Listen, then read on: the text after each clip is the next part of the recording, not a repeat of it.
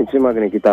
ராணிப்பேட்டை மாவட்டம் சோளிங்கர் கடந்த ஜூலை மாதம் 23ஆம் தேதி விஜய் நடித்த ஜனநாயக படம் வெளியான நிலையில் படம் பார்த்துவிட்டு வெளியே வந்த சோளிங்கர் சட்டமன்ற உறுப்பினர் கபில் யூடியூபரை சிவாவை தாக்குவது போல ஒரு காட்சி ஒன்று சமூக வலைதளங்களில் வீடியோ ஒன்று வைரல் ஆகி வந்தது.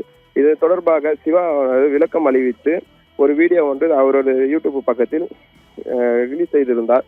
இது சோளிங்கர் சட்டமன்ற உறுப்பினர் கபில் மற்றும் அவரது சகோதரன் தனச்செழியன் அவர்கள் வற்புறுத்தி அவரை வீடியோவை வெளியிட்டதாக அவர் இது கம்ப்ளைண்டில் தெரிவித்திருந்தனர். இதனை அடுத்து ஸ்டுடியோவுக்கு வந்த தனச்செழியன் சோளிங்கர் சட்டமன்ற உறுப்பினர் கபில் அவரது ஆதரவாளர்கள் சிவாவை தாக்குவதாக தெரிந்து செய்தியாளர்கள் அரங்கநாதன் மற்றும் கல்யாண சுந்தரம் இடத்துக்கு சென்ற போது அவர்களை தாக்கிய சம்பவமானது நடைபெற்றது.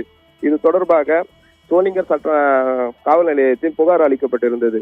இது தொடர்பாக வழக்கு பதிவு செய்து விசாரணை நடத்தி வந்தன. இன்று இவர்கள் இது சம்பந்தமாக சோளிங்கர் சட்டமன்ற உறுப்பினர் கபில் அவரது சகோதரன் தனஞ்சயன் மீது உள்ளிட்ட சிலர் மீது சோளிங்கர் போலீசார் 3 பிரிவின் கீழ் வழக்கு பதிவு செய்து விசாரணை நடைபெற்று வருகிறது. நிகிதா.